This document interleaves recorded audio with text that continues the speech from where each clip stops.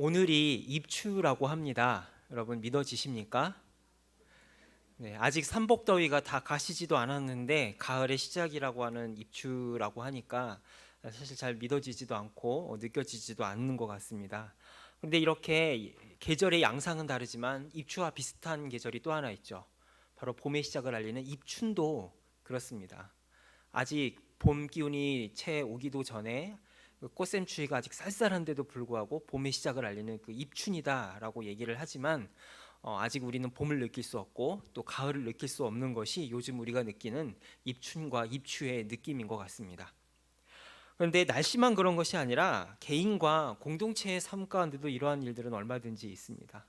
우리나라가 1945년에 일본 제국주의에서 해방이 되었을 때 수많은 사람들은 기뻐하며 금세라도 우리나라에 정말 막 발전이 확확 이루어질 것 같은 기대감이 가득 찼습니다. 그런데 해방의 기쁨은 잠시였고 우리나라는 곧 좌우로 갈라져 가지고 동족 상잔의 비극으로 이어지는 그러한 일들이 벌어지게 되었죠. 바로 오늘 본문에 나타난 이스라엘 포로 귀환 공동체의 모습도 같은 모습을 보여주고 있음을 보게 됩니다.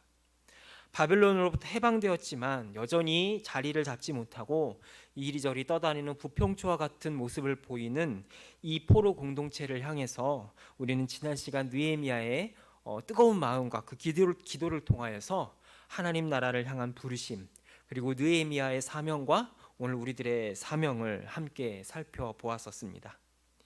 그런데 이렇게 이스라엘 포로 귀환 공동체를 살펴보는 데 있어서 느헤미야와 더불어서 빼놓을 수 없는 인물이 한 명이 더 있습니다. 바로 오늘 우리가 함께 살펴본 에스라입니다. 이 바벨론 포로에서 해방된 유대인들 중에 예루살렘으로 돌아온 사람들은 총 3번에 걸쳐서 이 가나안 땅, 조상들의 땅으로 돌아오게 되는데요. 첫 번째 1차 귀환은 스룹바벨이 이끌게 되고 2차 귀환은 바로 에스라가 주도를 하게 됩니다. 그리고 마지막 3차 귀환은 느헤미야가 주도해서 이 귀환 운동이 이루어지게 되는데요.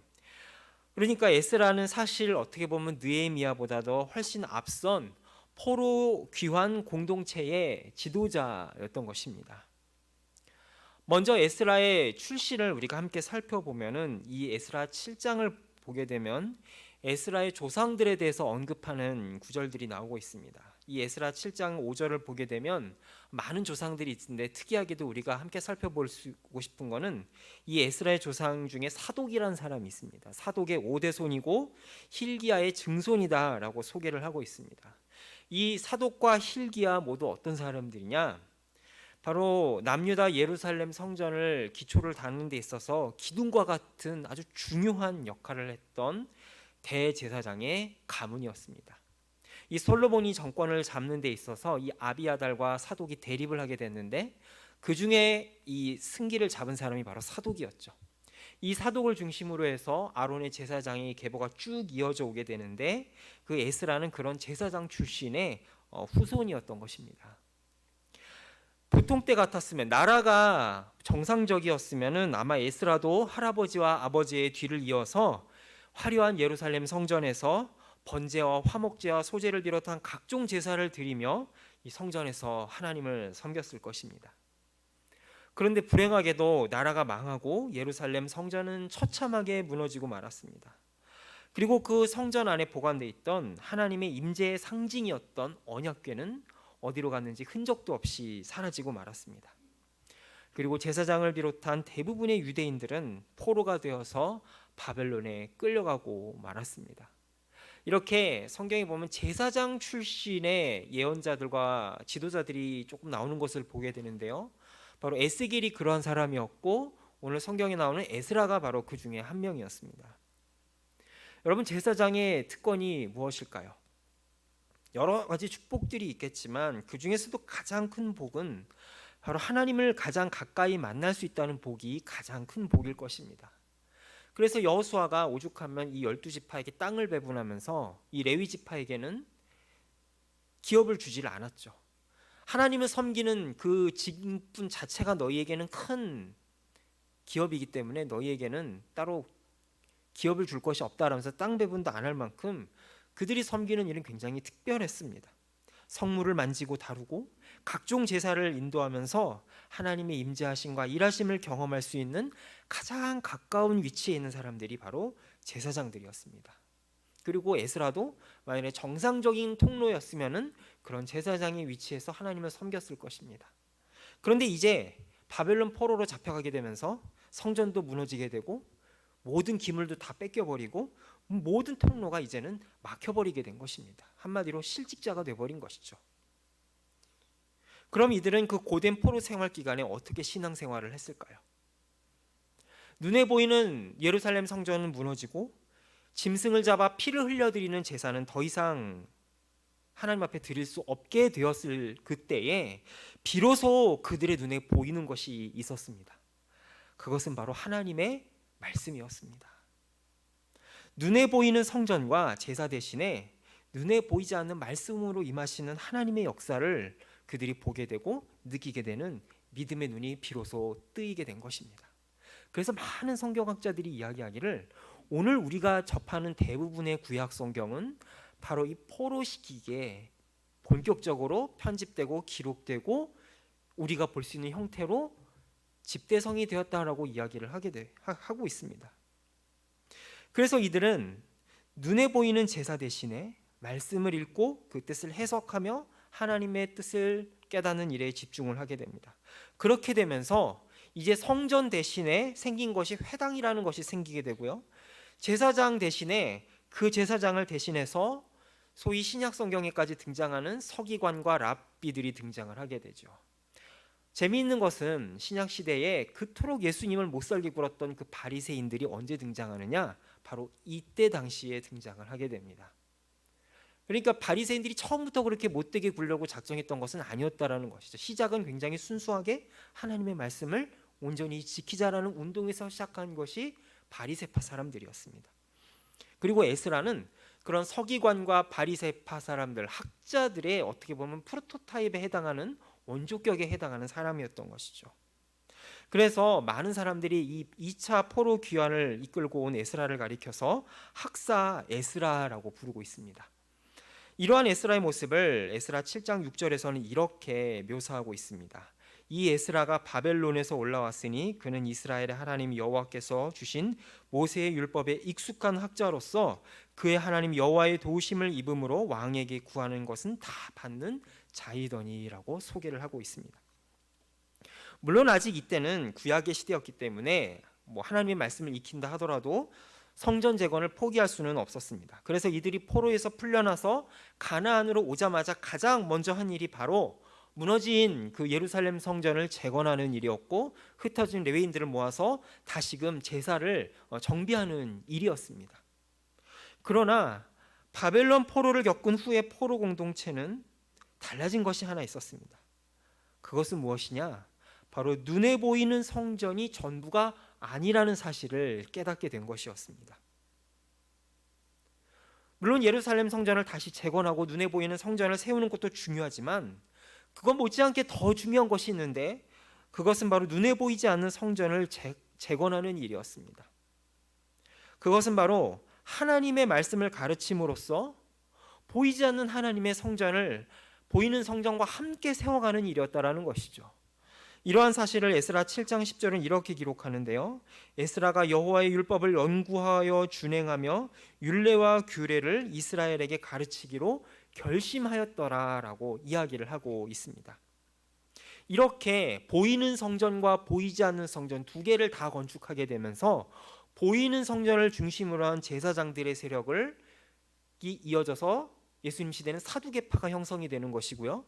이렇게 학사 에스라와 같이 보이지 않는 하나님의 말씀을 연구하고 그 말씀에 좀 더 무게를 두며 실천하기를 애썼던 사람들이 바리새파 사람으로 신약에 이어지는 것을 보게 됩니다. 이렇게 보이는 성전과 보이지 않는 성전을 함께 세워가며 이들은 조금씩 회복의 기쁨을 경험하게 되었습니다. 그런데 이렇게 포로 귀환 공동체를 세워가던 도중에 이 느헤미야는 충격적인 소식을 하나 듣게 됩니다.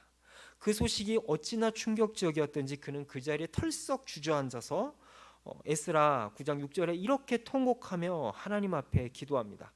나의 하나님이여, 내가 부끄럽고 낯이 뜨거워서 감히 나의 하나님을 향하여 얼굴을 들지 못하오니 이는 우리 죄악이 많아 정수리에 넘치고 우리 허물이 커서 하늘에 미침이니이다라고 대성통곡을 하며 하나님 앞에 울고 있습니다. 유대인들에게 있어서 옷을 찢는다라는 것은 분노와 애통, 그리고 하나님 앞에 말할 수 없는 회개의 표시를 할 때 옷을 찢는다는 표현을 합니다. 그런데 에스라는 속옷도 찢고 겉옷도 다 찢었습니다. 게다가 수염과 머리털을 뽑는다라는 것은 한 사람의 자존심과 정체성을 다 부정할 만큼 큰 충격을 받았다라는 것을 의미합니다. 우리가 예전에 옛날 분들 보시면 막 충격받으면 머리 가르고 막 그런 행동을 하는 것을 보이는데 그런 비슷한 행동을 하고 있는 것이죠. 도대체 에스라는 이스라엘 백성들 안에서 무슨 잘못을 보았기에 이렇게 큰 충격과 쇼크를 받았을까요? 그 이유를 에스라 9장 1절에서 기록을 하고 있는데요. 포로 공동체의 수많은 이들, 심지어는 백성들의 모범을 보여야 할 지도자들조차도 주변 이방 민족인 가나안 사람들을 아내와 며느리로 맞이하였다라는 것인데요. 에스라 9장 2절에서는 이렇게 기록을 하고 있습니다. 그들의 딸을 맞이하여 아내와 며느리로 삼아 거룩한 자손이 그 지방 사람들과 서로 섞이게 하는데 방백들과 고관들이 이 죄에 더욱 으뜸이 되었다 하는지라라고 기록을 합니다. 사실 오늘날의 시선으로 볼 때 이 에스라의 행동은 조금 이해가 잘 안 갈 수도 있을 것입니다. 세계가 점점 좁아지고 좁아져서 이제는 지구촌이라는 말을 쓴 지가 오래되었고 국제결혼도 이제 사실 보편화되고 있는데 다른 민족과 다른 나라 사람들과 결혼했다고 해서 분노한다라는 것이 사실 오늘을 살아가는 우리들의 눈높이로는 잘 이해하기 힘들 수 있을 것입니다. 하지만 에스라가 문제 삼았던 것은 단순히 결혼이 전부가 아니었습니다. 결혼이라고 하는 것은 두 인격체가 만나서 하나의 정체성을 만들어가는 과정이라고 우리가 보았을 때 우리는 에스라가 왜 그렇게 슬퍼하고 분노하였는가를 한 번쯤 깊이 생각해 볼 필요가 있습니다. 우리 교회는 창세기를 지나서 지금 출애굽기의 본문을 들어가면서 하나님의 말씀을 나누고 있는데요. 창세기를 통해 아브라함의 가족을 함께 살펴보았다면 이 출애굽기는 아브라함과 야곱과 이삭의 가족이 어떻게 하나의 이스라엘 민족의 정체성을 갖고 본격적으로 그 민족을 시작하느냐에 관한 이야기를 담고 있습니다. 애굽 땅에 400여 년간 잘 살고 있던 이스라엘 백성들을 굳이 빼서 가나안 땅에 하나님이 이주시킨 이유는 무엇일까요? 그 이유는 크게 우리가 두 가지를 살펴볼 수가 있는데 첫 번째로는 하나님께서 그들의 조상에게 하셨던 약속, 바로 아브라함에게 이 땅을 너희들에게 다 기업으로 줄 것이다라는 약속을 지키기 위해서 하나님 그들을 애굽에서 빼내오셨습니다. 그런데 두 번째 이유는 하나 더 있는데요. 그 이유는 뭐냐? 하나님께서 그들을 출애굽 땅에 인도하셔서 가나안 땅에 들이신 목적은 뭐냐? 그들로 하여금 단순히 그 땅에서 잘 먹고 잘 사는 것이 전부가 아니라 죄로 얼룩진 그 땅을 하나님의 이름으로 정복하고 다스리게 하기 위함이었습니다. 인간의 죄와 타락으로 인해 무너진 그 하나님의 질서가 하나님의 백성들을 통해서 다시 회복되기를 바라셨기에 하나님은 이스라엘 백성들에게 복을 주시고 생육하고 번성하여 땅에 충만하도록 번성의 축복을 허락하셨던 것입니다. 그래서 이스라엘이 모든 민족들 가운데 으뜸이 되게 하시고 하나님의 하나님 되심을 선포하기 위해서 그 땅에 들어가게 하셨던 것이죠. 이러한 하나님의 제2의 창조 명령을 이루는 데 있어서 가장 먼저 요구되는 것, 그것은 바로 구별됨이었습니다. 세상 가운데로 들어가되 그 세상에 휩쓸리지 않고 오히려 그 땅을 정복하기 위해서는 이들 자신이 먼저 하나님의 백성으로서의 정체성을 확실히 해야 그 땅을 정복할 수 있기 때문인 것이죠. 그러나 안타깝게도 이스라엘 백성들은 여호수아와 갈렙 시대에 잠깐 성공하는 것 같았지만 거의 대부분 계속해서 실패의 길을 걸어갔음을 보게 됩니다. 이스라엘의 실패는 단순히 국력과 경제력과 군사력의 실패가 아니었습니다. 이스라엘이 이스라엘이라고 하는 나라로 설 수 있는 유일무이한 조건, 그것은 군대가 강한 데 있는 것도 아니고 경제력에 달려 있는 것도 아니고 문화 수준에 있는 것도 아니라 그들이 하나님의 백성으로서 얼마나 자신의 정체성을, 아이덴티티를 빛과 소금으로서의 맛을 지키며 살아가느냐에 달렸다라는 것이죠. 그런데 이 일에 있어서 이스라엘 백성들은 구약 역사 내내 거의 실패하고 말았습니다. 사사기 때는 어떻습니까? 주변 민족과 타협하더니 급기야는 대혼란의 시기를 겪은 나머지 왕이 없어서 자기 옳은 대로 소견대로 행하는 흑암의 시기를 보냈다라고 성경은 기록하고 있죠. 급기야 이러한 잘못들은 솔로몬 왕 때 가서 그 절정을 달하게 됩니다. 하나님이 솔로몬에게 엄청난 복을 주셨는데 그 복을 가지고 하나님을 의지하기보다는 주변 나라의 외교 관계를 핑계로 해서 수많은 이방 여인들과 혼인 관계를 맺게 됩니다. 그런데 혼인만 맺으면 문제가 아닌데 혼인으로 인하여서 무슨 일이 벌어지죠? 그 여인들이 가지고 들어온 수많은 우상들이 이스라엘 온 땅에 가득하게 되는 그러한 불상사를 겪게 됩니다. 그 우상 숭배가 계속해서 이어져서 끊이지 않게 되는데요. 남유다 아하스 왕 때는 어떤 일까지 벌어지느냐? 이 아하스 왕이 다메섹의 다마스커스, 지금의 다마스커스를 방문했을 때 그곳에 있는 아수르의 이방 제단 하나를 보고선 야, 저런 제단 참 멋있다. 우리도 저 이방 신전이랑 똑같이 한번 만들어 보자 하는 바람에 예루살렘에 그 이방 신전을 제단을 세우는 어이없는 일까지 벌어지는 것을 보게 됩니다. 왜 이런 일들이 벌어지는 것일까요? 그들은 나라를 세워가고 공동체를 유지함에 있어서 하나님을 바라보는 것이 아니라 자꾸 주변 나라를 보면서 그들을 부러워했기 때문입니다. 애국과 아수르, 아람과 페니키아, 바벨론과 같은 주변 나라들을 보면서 야, 저 나라들은 저렇게 크고 강성하고 강력해지는데 우리는 언제쯤 저 사람들을 쫓아갈 수 있을까? 옆집에는 벌써 50평, 60평 막 저택에다 막 타워 팰리스에다 외제차 끌고 다니는데 우리는 언제쯤 저렇게 하고 살까? 하고 가만히 생각해 보니까 옆집을 보니까 아, 저 집은 무슨 바알도 섬기고 또 저 집을 보니까 아세라도 섬기고 그러니까 야, 저 신을 섬기면 저 신이 그렇게 부강하게 해주나 보다라고 생각한 나머지 유다 백성들도 똑같이 따라하게 된 것이죠. 그렇게 인간적인 방법으로 나라를 키우려고 하다 보니까 결국에는 어떤 일이 벌어졌느냐? 암세포가 마치 몸 안에서 무럭무럭 자라는 것처럼 이 남유다 사회와 백성들과 국가의 곳곳에 암세포와 같은 우상 숭배가 계속해서 번져나가게 된 것입니다. 유다와 이스라엘 역사상 가장 모범적이고 선하다고 하는 요시야 왕조차도 이 암세포를 치료할 수 없을 만큼 이 죄악의 암세포는 사회 곳곳에 번져버렸고 결국에는 사망 선고를 받게 되고 만 것이죠. 결국 이들은 바벨론 포로 신세가 되어서 죽음과 같은 70여 년의 징계의 세월을 보낸 끝에 천신만고 끝에 회복의 기회를 얻게 됩니다. 마른 뼈와 같았던 이스라엘 백성들은 다시금 회복의 기회를 얻어 그리던 땅, 하나님이 약속하시던 약속의 땅 가나안으로 다시 돌아오게 되었습니다. 그런데 그런 70년의 포로 세월이라고 하는 엄청난 일을 겪고도 그들을 만국의 길로 인도하였던 결정적인 열쇠 역할을 했던 그 솔로몬의 죄악이 그들 안에 그대로 남아있다는 것을 그들은 보게 되었습니다. 그렇게 큰 일을 겪고도 변하지 않는 이스라엘의 그 옛 모습을 보면서 에스라는 절망하고 분노하지 않을 수 없었던 것이죠. 이것을 보면서 우리가 한 가지 깨닫게 되는 것이 있습니다. 우리 안에 도사리고 있는 죄악의 뿌리가 얼마나 강하고 깊고 견고한가를 우리는 보게 됩니다.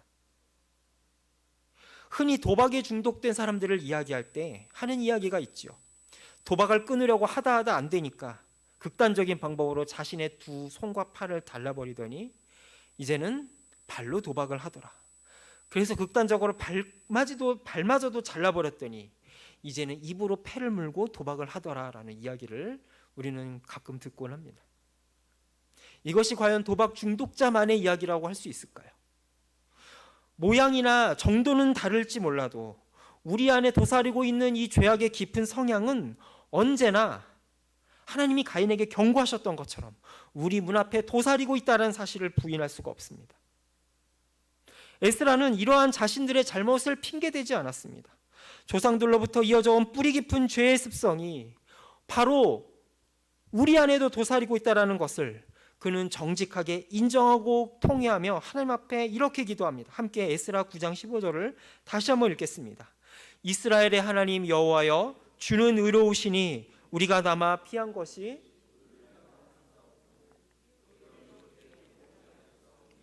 이로 말미암아 주 앞에 한 사람도 감히 서지 못하겠나이다. 아멘.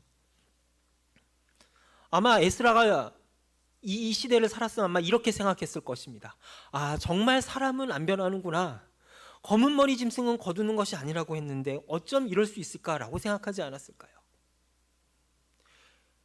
이 에스라는 이렇게 하나님 앞에 통회하고 고백하는 데 그치지 않고 구체적인 행동으로 결단을 옮깁니다.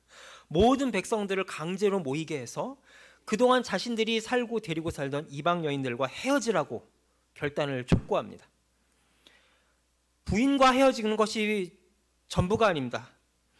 오늘 우리가 읽은 9장 다음 10장을 보게 되면 부인하고만 헤어지는 것이 아니라 여인들 사이에 나온 자식들하고도 이별을 하라고 촉구를 하게 되는 것입니다. 게다가 에스라서 이 맨 마지막을 보게 되면 이 지도자들 중에서 이방 여인과 결혼한 제사장과 지도자들의 명단을 쭉 나열해서 본보기로 삼음으로써 아예 쐐기를 딱 박아버리죠. 그러니까 에스라 뒤에 맨 뒷장을 보시면 그 이름들이 나오는데 그게 명예의 전당이 아니라 불명예의 전당처럼 아예 쐐기를 딱 박아버리는 것입니다. 아무리 잘못된 결혼이라 할지라도 수많은 세월을 함께 살아온 가족들과 생이별하는 것이 여러분 쉬운 일일까요? 에스라는 꼭 그렇게 극약 처방을 해야만 했을까요?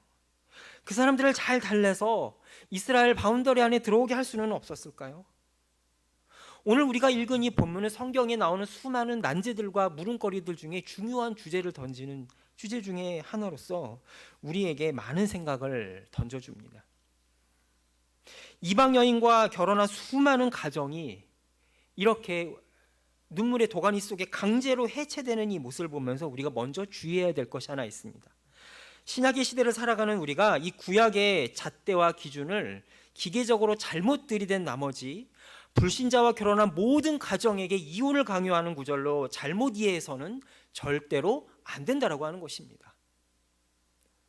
이와 관련해서 사도 바울은 이미 신약 성경의 고린도전서 7장 12절 13절에서 분명하게 밝히고 있는데요. 사도 바울은 이 고린도 사회에서 이방인과 결혼한 이미 결혼한 가정에 대해서 이렇게 권면합니다.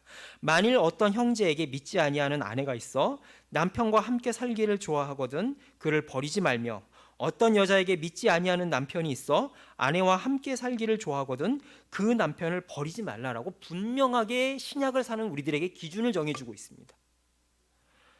그러면 여러분 이 본문이 우리에게 보여주는 것은 무엇을 보여주고 싶은 걸까요? 여러분 가정이 해체되는 것은 생사를 도려내는 아픔일 것입니다. 게다가 가정이 무슨 문제가 있어서 아니면 무슨 부부 사이에 자녀 사이에 가족 간에 무슨 깊은 골이 있어서 엮이는 가정이 있어서 무너지는 것이 아니라 잘 살고 있는 가정을 너 헤어져라고 강제로 띄워놓는 것이 여러분 이게 상상이 갈 아픔이겠습니까? 그런데 이게 보여주는 것이 무엇일까요? 이것은 바로 죄에서 돌이켜가는 그 과정이 이와 같다라는 것을 우리에게 보여주고 있습니다. 회개하고 돌이킨다라는 것은 결코 낭만적이지가 않습니다. 구체적인 실천과 행동을 요구하고 있고요. 대부분의 경우에 있어서 말할 수 없는 아픔과 좌절과 쓰라림을 동반한다라는 것을 이 본문은 우리들에게 보여주고 있습니다. 그러나 이런 구체적인 실천과 행동이 없이는 새로운 시작을 할 수가 없고 과거와 단절될 수 없고 회복이 일어나지 않을 수 없기에 에스라는 과감히 모든 백성들로 하여금 이방인과 그 자녀들로부터 헤어지라고 하는 그런 가슴 아픈 명령을 내릴 수밖에 없었던 것입니다. 그리고 그 명령을 받은 포로 귀환 공동체는 멀쩡한 가정이 생이별을 하는 그 아픔을 피하거나 도망하거나 다른 핑계를 대려고 땜질하려고 하지 않았습니다. 그 고통을 그대로 있는 그대로 받아들이기로 결단하였습니다. 오늘날 신약의 기준으로 인해서 그 사람들 좀 전도해서 좀 받아들일 수 없냐라고 그렇게 받아들일 수 있는 시대가 컨텍스트가 아니라고 하는 것이죠. 만일 우리가 이 시기로 돌아가서 그 사람들 좀 어떻게 교화시켜서 우리 좀 이스라엘 백성으로 받아들이면 안 되냐라고 얘기하는 건 무슨 의미냐? 전도를 빙자해서 죄악을 용납하는 것과 동의어로 받아들여진다라는 사실을 우리는 알아야 된다라는 것입니다. 아까 처음에 나눈 것처럼 이 에스라는 바벨론 70년을 거치면서 깨달은 것이 하나 있었습니다. 아까도 나누었던 것처럼 그것은 뭐냐? 눈에 보이는 성전과 제사가 전부가 아니라는 사실이었습니다. 성전도 없고 제사장도 없는 현실 속에 처하자 그들은 비로소 하나님이 원하시는 제사가 무엇인지를 깨달았습니다. 하나님이 원하시는 제사는 짐승의 피가 아니라, 짐승의 고기가 아니라 그들의 선조 다윗이 고백한 것처럼 하나님 앞에 통회하는 심령이었습니다. 통회하는 심령은 그저 감상적으로 눈물 몇 방울 흘린다고 되는 것이 아닙니다. 통회하는 심령은 자기 자신을 제물로 드리는 자만이 흘릴 수 있는 것이 통회의 눈물의 기도인 것입니다. 짐승을 죽여서 제물로 삼기 이전에 내 자신을 먼저 죽이고 자신의 죄를 죽이는 구체적인 회개의 돌이킴이야말로 보이지 않는 하늘나라 제단에 우선적으로 바쳐야 될 제물이라는 사실을 그들은 포로 70년 기간 동안 비로소 깨달았던 것입니다. 그런데 에스라 이전의 이스라엘 조상들은 그렇게 하지 않았습니다. 자신들이 정작 바쳐야 될 회개의 제물 대신에 짐승의 피로 땜빵을 하려고 했었던 것이죠. 많은 짐승을 잡아서 피를 흘리고 고기를 갖다 바치면 내가 무슨 짓을 저지르든 간에 그걸로 다 땜빵이 되는 줄로 알고 있었습니다. 그런데 에스라는 그게 아니다라는 걸 깨달았습니다. 자신의 삶 가운데 진정으로 드려야 될 회개의 제물을 온전히 드리고자 했으며 그 회개의 제물을 드리는 과정은 자신의 피부치보다도 더 아까운 가족들을 떼어내는 생별을 하는 살을 찢는 고통을 요구하는 제사라는 사실을 깨달았던 것입니다. 하지만 그 고통의 제사를 드릴 때에야 비로소 회복이 임한다라는 사실을 성경은 우리들에게 보여주고 있습니다. 이러한 살아있는 제사는 신약의 시대를 살아가는 우리들에게 동일하게 요구된다라는 사실을 에스라는 우리들에게 보여주고 있습니다. 옛날에는 구약의 시대 때는 짐승의 피로 자신들이 진정으로 하나님 앞에 드려야 할 회개의 희생을 땜빵하고 도피하고 도망가려고 했다면 오늘날의 짐승의 피는 무엇이 있을까요? 하나님 앞에 1대1로 내가 정말로 깨닫고 드려야 될 부분을 드리지 아니하고 나의 직분으로, 나의 많은 봉사의 양으로, 혹은 헌금으로, 혹은 교회 안에서의 나의 활동으로, 온갖 신앙의 이름으로 분칠한 다른 예물로 하나님 앞에 내가 진정으로 드려야 될 회개의 제물을 땜빵하려고 있지는 않은지 에스라는 우리에게 도전하고 있습니다.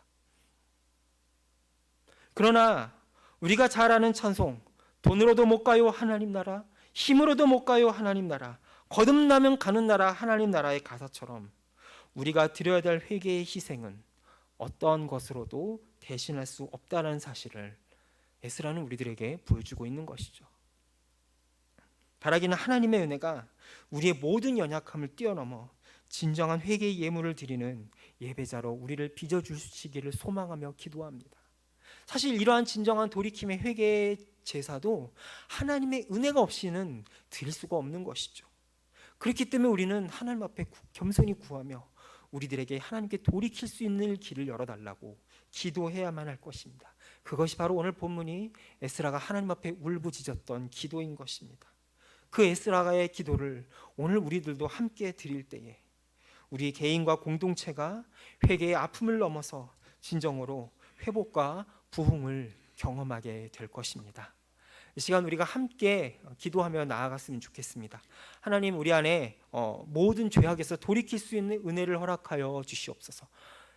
우리도 에스라처럼 회개의 제사를 드리고 싶지만 그조차도 하나님께서 길을 열어주시지 아니하시면 이루어질 수 없습니다. 하나님, 우리를 도우사 하나님 앞에 진정으로 에스라처럼 하나님께 돌이킬 수 있는 길을 열어달라고 이 시간 합심하여 기도하겠습니다. 기도합니다. 살아계신 아버지 하나님, 이 시간 아버지 앞에 간절히 소망하며 기도하오니 아버지 하나님, 이 시간 역사하여 주시고 주님 도우시며 하나님 앞에 온전히 돌이킬 수 있는 은혜를 더하여 주시옵소서.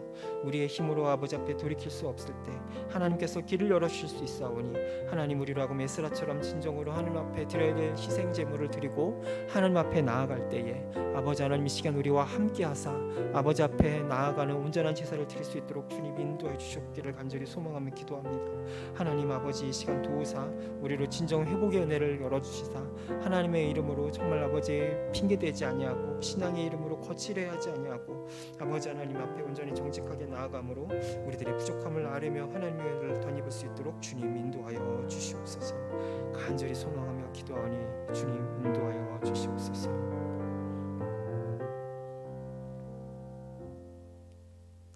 하나님 아버지, 에스라가 민족의 죄악과 연약함 앞에 통회하며 슬퍼하였던 것처럼 우리도 우리의 자신의 공동체와 자신의 죄악을 놓고 기도하는 자가 되게 하여 주옵소서. 우리의 한계와 죄악을 보며 도망치거나 핑계대지 아니하고 정직하게 하나님 앞에 나아갈 수 있는 은혜를 주시옵소서. 그 과정 가운데 우리가 치르고 행동해야 될 것이 있다면 다 갚아나갈 수 있는 은혜를 더하여 주시옵소서. 비록 그 과정이 힘들고 어렵더라도 하늘의 위로와 상급으로 회복될 것을 믿음으로 바라보게 하여 주시옵소서. 성령님, 우리와 함께하사 에스라처럼 돌이킬 수 있는 길을 열어주시고 우리로 하여금 하나님의 온전한 자로 회복될 수 있는 은혜를 더하여 주옵소서. 예수님의 이름으로 기도합니다. 아멘. 찬송